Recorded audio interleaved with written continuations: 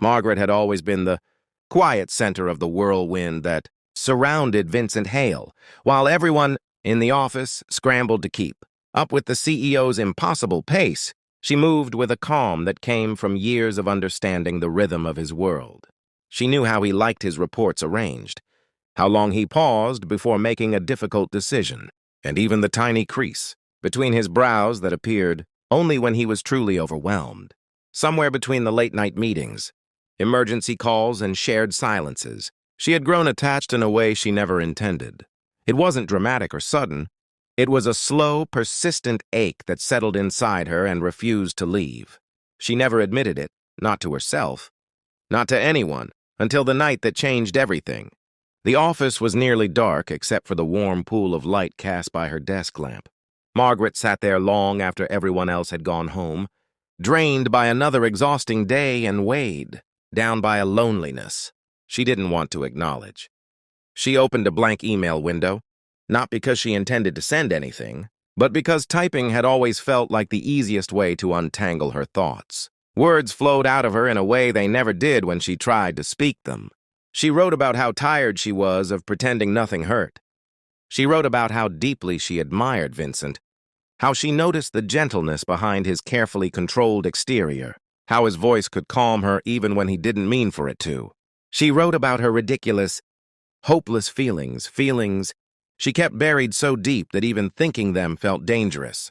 It was an email meant for no one, just a quiet scream into an empty draft, something she would delete in a minute after letting herself breathe. But exhaustion made her careless. Her finger brushed a key. A window flashed. A whooshing sound followed. And then the horror hit her all at once. Sent, not saved. Not drafted, not deleted. Sent to Vincent Hale. Margaret stared at the screen in disbelief, as if her mind refused to accept what her eyes saw. Her heartbeat thundered in her ears. Panic tightened around her chest until breathing felt impossible. She clicked through every folder, hoping she had imagined it.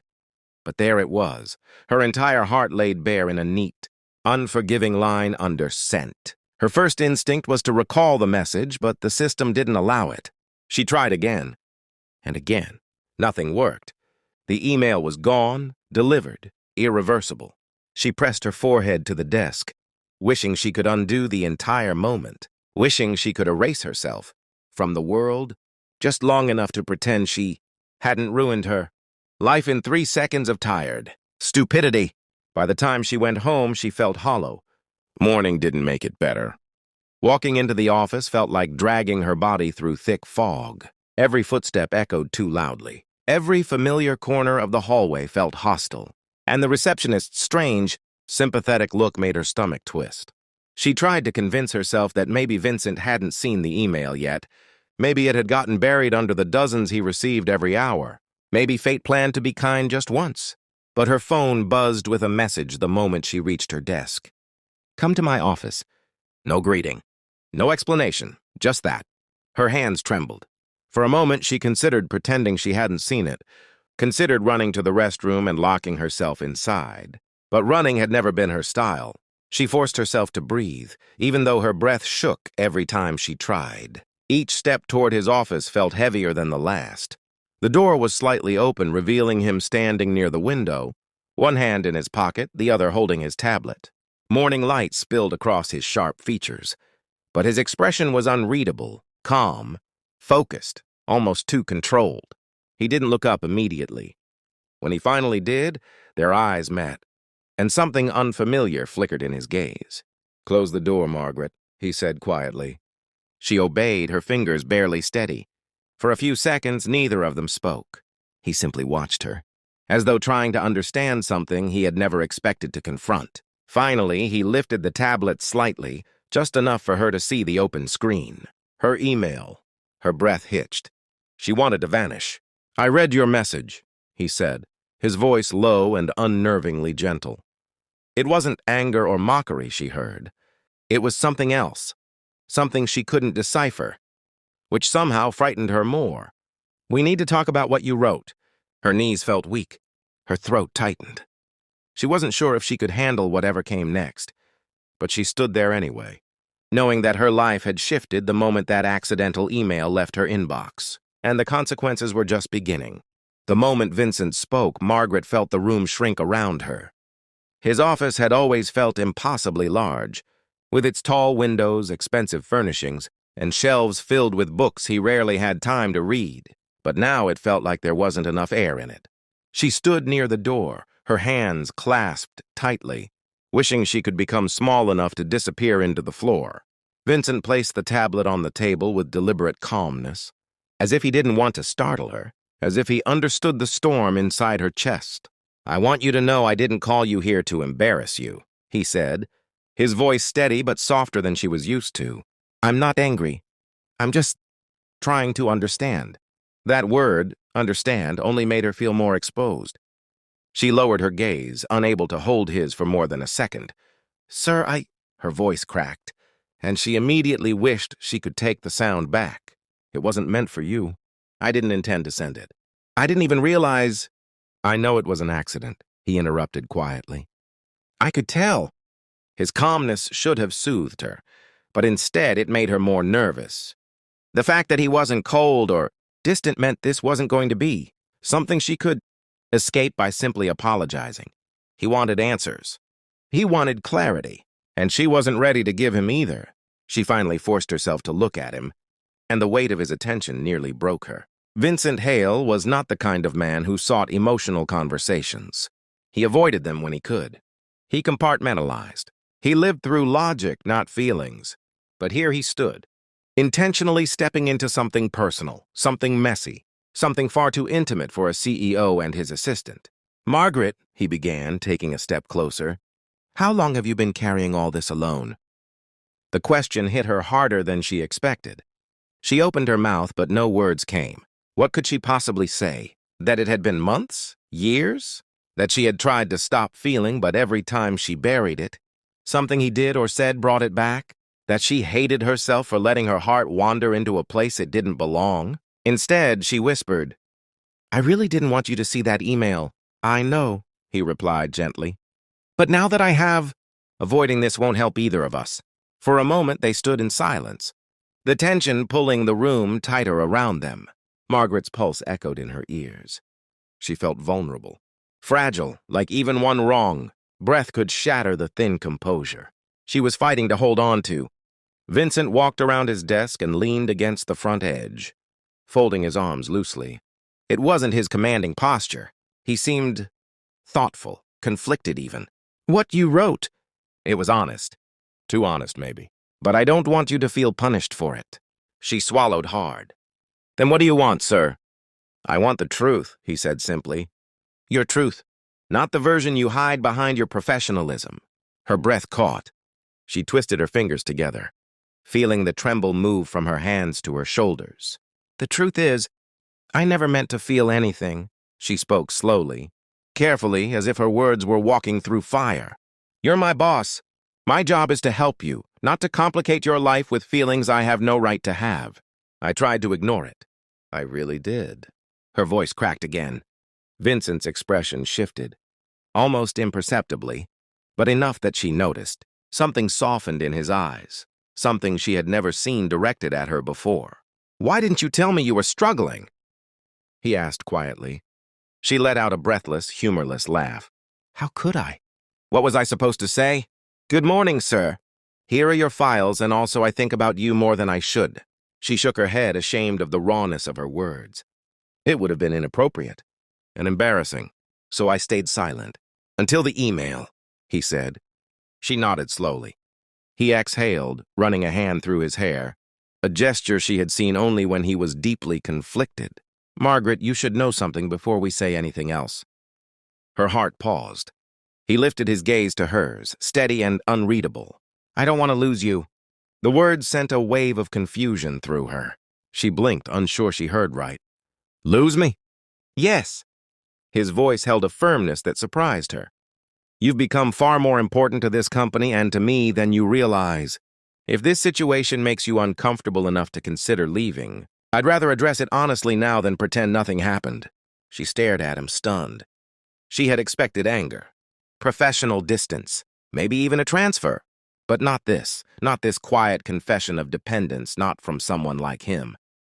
Before she could respond, he added, "Whatever happens next, Margaret, I don't want you walking away because of something I read by accident. Let me understand you. Let me understand what you feel." Her breath trembled, and for the first time since the email was sent, she realized that the consequences she had feared might not be the ones waiting for her. Margaret wasn't sure how long she stood there, staring at him like the ground had disappeared beneath her. The phrase "I don't want to lose you" kept circling in her mind, echoing louder each time she replayed it. Vincent Hale was not a man who admitted needing anyone. He relied on people, yes, assistants, teams, entire departments, but needing someone on a personal level was far outside his nature. He guarded himself with precision and control, always keeping a careful distance from anything that might affect him emotionally. So hearing him say those words, in that quiet tone that carried too much truth, left her frozen. "Sir," she whispered, her voice barely steady, "you don't have to worry about me leaving. I'm embarrassed. But I'm not running away." His shoulders eased slightly, though the rest of him remained tense, as if he still didn't believe her. "Good." He took a slow breath. "But embarrassment is not something I want you to carry every time you walk into this office." A soft hum of silence settled between them. Margaret didn't know what to say, and Vincent seemed to be searching for the next step, something equally unfamiliar to him. Finally, he pushed away from the desk and walked toward her, not too close, but close enough that she could feel the quiet intensity he always carried. "I want to ask you something," he said, voice low but steady. She braced herself. "When you wrote what you wrote, was it just frustration, or was it real?" Her heart stopped. Of all questions, that was the one she dreaded most. "It was real," she said softly. She didn't try to hide it because after everything that had spilled out, hiding would only make the moment uglier. "I didn't write it for drama or attention. It was just the truth I never planned to say out loud." His jaw tightened, not in anger but in contemplation. "How long?" "A while," she admitted, her voice trembling with the weight of the confession. "Long enough to know it wasn't a phase. Long enough to wish I could turn it off." Vincent nodded slowly, the kind of nod that told her he was absorbing every word. He didn't look surprised. He didn't even look uncomfortable. Instead, he looked like a man, piecing together something he had been too distracted to see before. "Margaret," he said quietly, "I need you to understand something too." Her breath hitched. "When I first read your email, I didn't know how to react. Not because it upset me, but because it forced me to confront something I've been ignoring for a long time." She blinked, unsure she heard him right. "Ignoring?" He stepped closer, just a single step, but enough to make her pulse race. "You matter more than you realize, more than I should have allowed." He paused, searching her face. "And I think part of me always knew that." Her breath came out in a fragile whisper. "Sir." He shook his head gently. "Vincent, if we're having this conversation, you can call me Vincent." That alone sent a tremor through her. She had called him Sir for years, a title that created distance, structure, safety. Calling him by his name felt like stepping over a line she had been terrified to cross. "I don't know if I can," she admitted. "You can," he replied softly. "Just this once." She swallowed. "Vincent!" The sound of his name in her voice shifted. Something in the room, something subtle but undeniably real. His eyes softened, his posture loosened, and he looked at her not like a CEO evaluating a situation, but like a man seeing someone he cared about a little too clearly. But the warmth of that moment was quickly followed by a heavy dose of reality. Even if you don't hate me for what I wrote," she said quietly, "you know we can't act on this. You're my boss. It would complicate everything. People would talk. HR would get involved. I could lose this job and you could—" "I know," he interrupted gently. "I've thought about all of it already." She looked at him, surprised. "You have?" He nodded. "In the few hours since reading your email, I've considered every possible consequence. And believe me, I take them seriously." A pause. "But I also know that some things don't disappear just because we pretend they should." Her chest tightened. The vulnerability in his tone tugged at her more than any confession could have. "So what do we do?" she whispered. His gaze held hers, steady and intense. "We go slowly. We stay honest. And we don't make decisions out of fear." Margaret felt something warm and terrifying bloom inside her, a mix of hope, confusion, and relief she didn't know how to hold all at once. But then he added, "First, I want you to take the rest of the day off." She blinked. "What? Why?" "Because you're overwhelmed," he said simply. "And whether or not you realize it, I am too." His voice softened further. "Go home. Breathe. Let your mind settle. We'll talk again when you're ready." Her throat tightened. "And if I'm never ready?" He gave her the faintest, most unexpected smile. "You will be." For the first time since the email disaster, Margaret felt her fears loosen their grip. She nodded slowly, stepped back, and turned to leave. But before she reached the door, he said softly, "Margaret?" She looked back, heart pounding. "We're not done." The rest of the day felt unreal to Margaret. She walked out of the building with shaky legs, her mind replaying every second of her conversation with Vincent.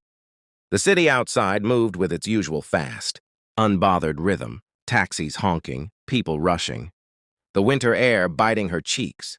But Margaret felt strangely detached from all of it, like she was drifting through a world that hadn't realized everything inside her had shifted. She reached her apartment and shut the door behind her, leaning against it as her breath came out in a long, uneven rush. Her heart still hadn't settled. Vincent's voice, his expression, the way he had said she mattered, it kept floating back, unsettling her in ways she wasn't prepared for. She sank onto her couch, burying her face in her hands. "Why did I write that email?" she whispered to herself. But she already knew the answer, because she was tired of pretending. Because emotions don't disappear just because they're inconvenient. Because loving someone quietly eventually becomes a kind of suffocation. Still, everything felt dangerously fragile. She opened her eyes and stared at the ceiling. What am I supposed to do now? The truth was, she had no idea. Vincent said they would go slowly. But the very fact that they were having these conversations at all terrified her. There was a line between them. A line she had respected, protected, and feared crossing for years. Now that she had stepped near it, she didn't know if she was ready for everything that came after. Her phone buzzed suddenly, making her jump. A message from Claire, her closest friend since college. "Did you die today? Or are you ignoring me on purpose? Lunch was waiting because someone said they'd be there." Margaret groaned. She had forgotten to text her. "Sorry, crazy day. I'll call you." Seconds later, her phone rang. Claire never waited. Margaret answered, already bracing herself. "You better have a good reason for ditching me," Claire said immediately. "And don't say busy, I want details." Margaret hesitated. She wasn't someone who easily shared her private emotions, especially those involving her boss, but Claire had a way of dragging the truth out of her gently. And honestly, Margaret couldn't bottle this up alone anymore. "It's about work," she said carefully. Claire snorted. "Everything is about work. Try again." Margaret inhaled slowly. "It's about Vincent."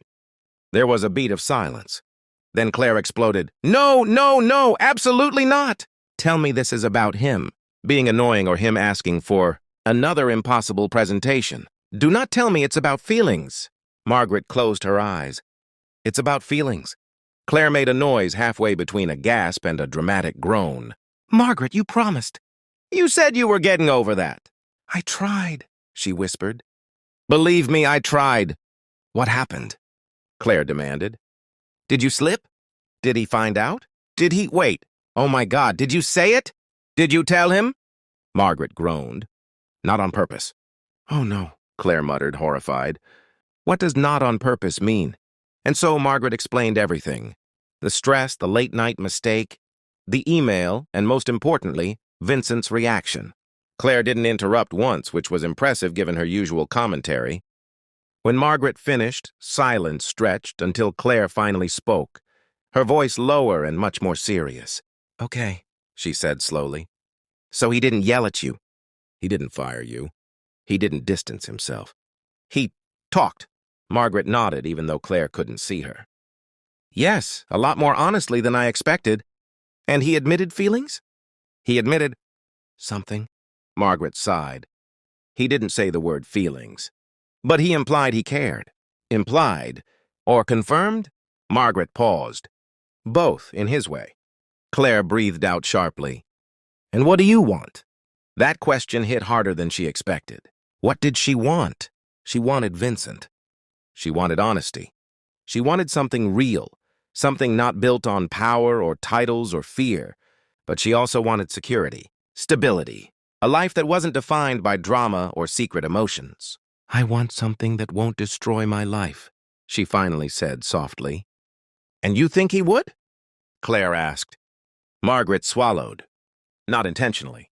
But people talk. Companies judge. HR policies exist for a reason. Claire let out a long exhale. Then you have to be careful. More careful than you've ever been. I know. And don't mistake honesty for commitment. Talk is great, but you need actions. If he wants something real, he will prove it. Margaret nodded. He told me to take the day off.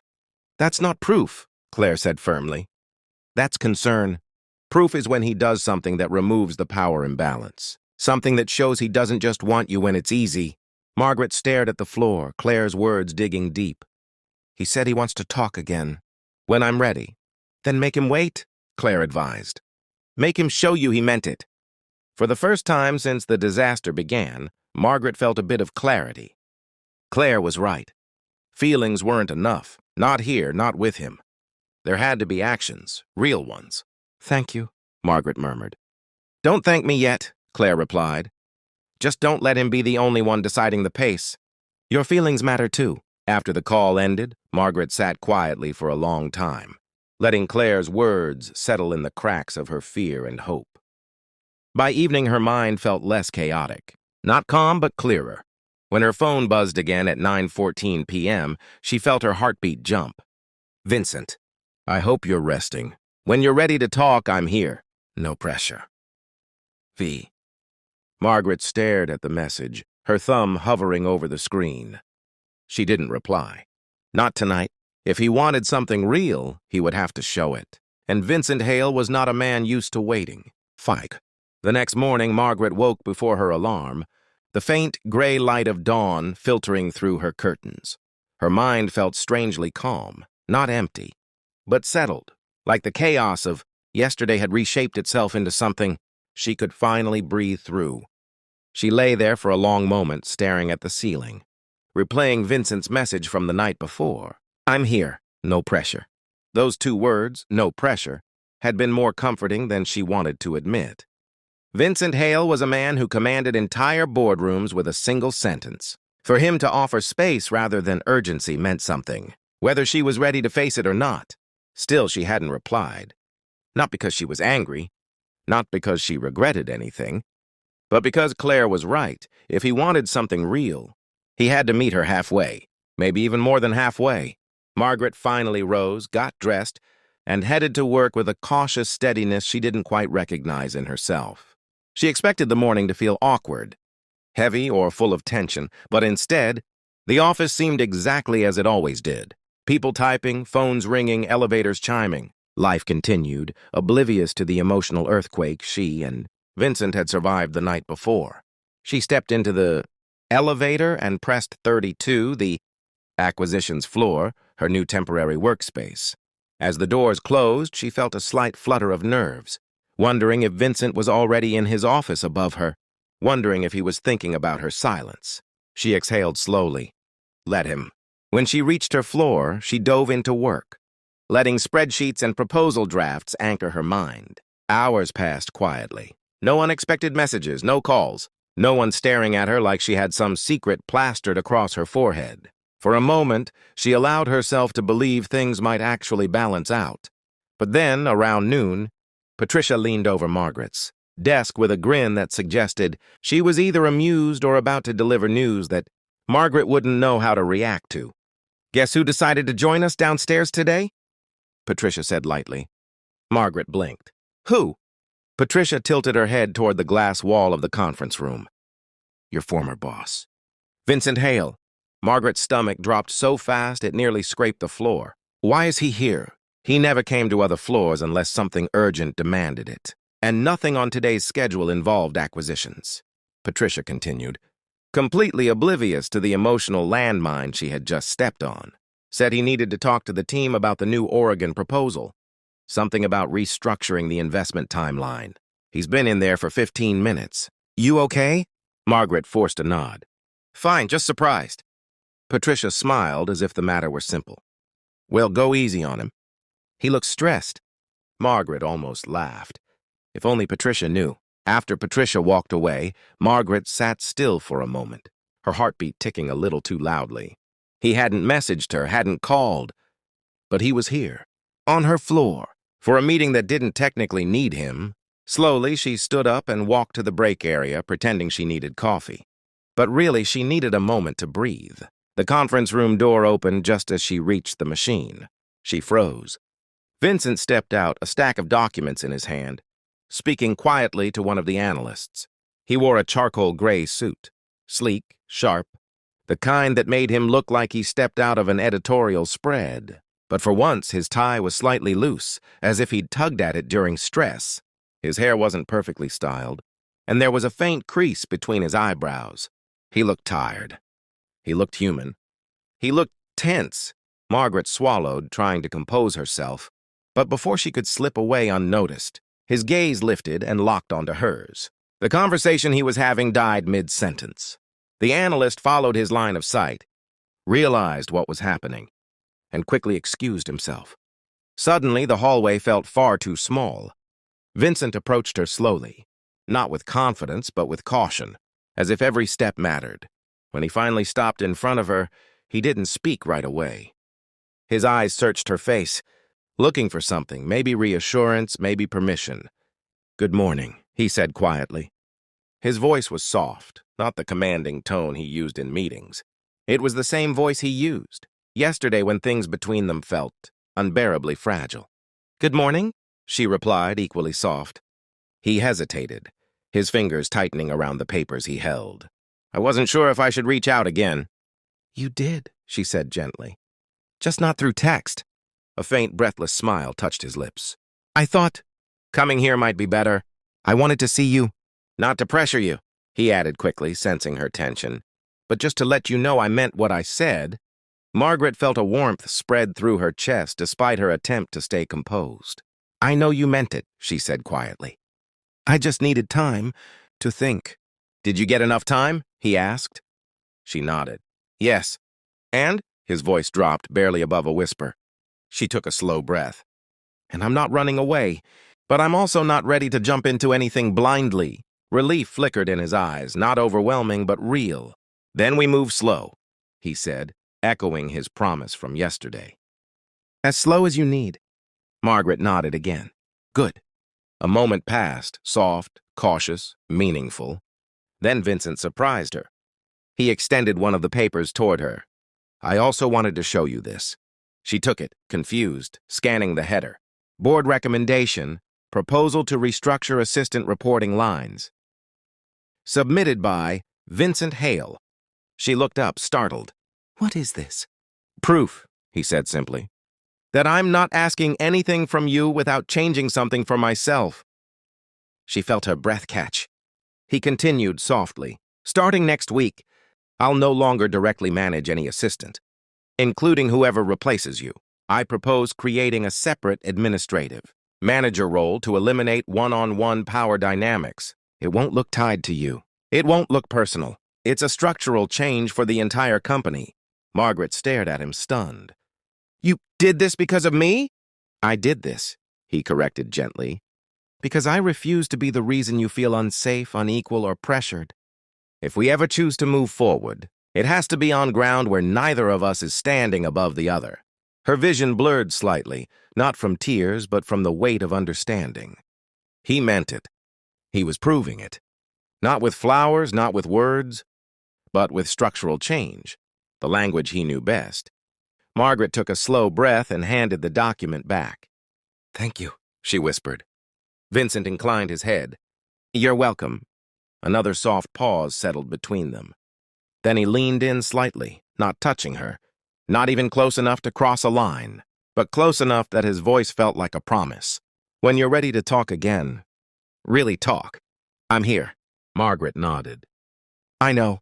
He stepped back, offering her a faint, warm smile, one only she ever got to see, before turning. away and walking back down the hallway. Margaret watched him go, her heart steady for the first time in days. Slow was beginning to feel not just safe, but right.